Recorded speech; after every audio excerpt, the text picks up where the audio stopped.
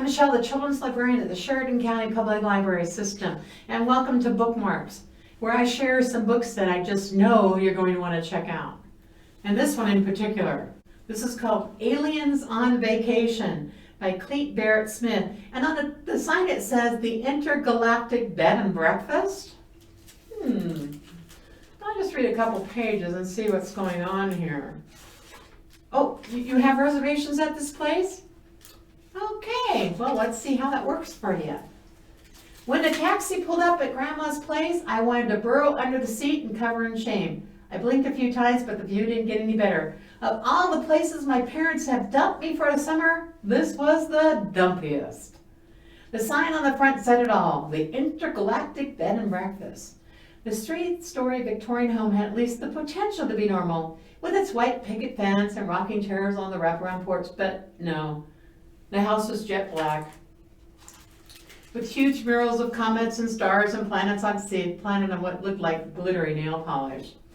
I wonder would I have to submit a formal application to be the town freak, or if being related to Grandma meant I would be automatically awarded the title.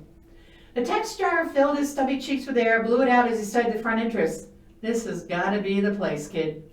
Yep, I said. He scratched the jaws on the back of his hand. You know, I saw a documentary one time about the nut jobs who obsess over those old Star Trek shows. Trekkies, that's what the guy, a dentist, he decorated his office like the ship. What do you call it? Oh yeah, the Enterprise. Even made his assistants wear those crazy space uniforms. He looked at the crowd of silver spaceship sculptures on Grandma's lawn. It's one of these kind of places. Yep, I said. He was kind of quiet, then he said, those people are kind of weird. Yep, I said.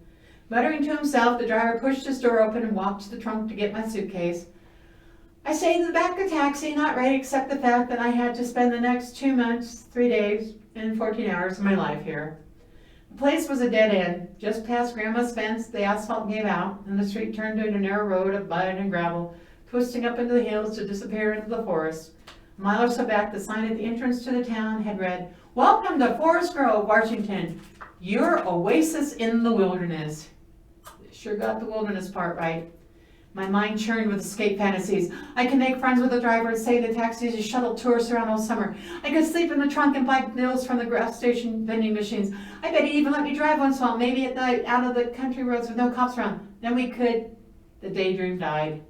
When the taxi driver wrenched my door open with a screech of rust metal. All right, fella, you can sit there all day if you want, but I have to start charging you by the hour.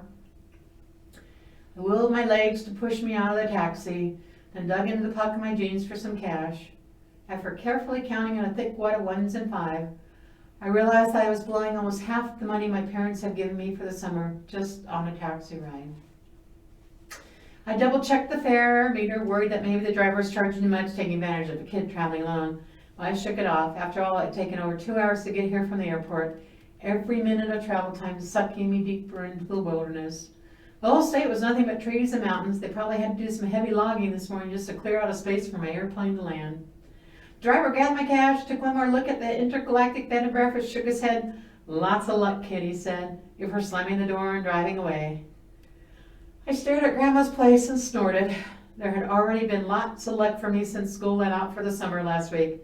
It all been bad luck. I'm going to tuck my bookmark in there because bookmarks are pretty great things to have. Because it tells these characters I'm going to come back and read because I'm kind of curious about, is it really an intergalactic bed and breakfast? Are there really going to be aliens there? I don't know. I'm going to go back and read the book. I'm so glad you joined me, and I hope you check out the book Aliens on Vacation. And I'll see you next time. Bye. I do just want to I'll just read one more page to myself, okay? Thanks, and we'll catch you up later. Oh. Okay.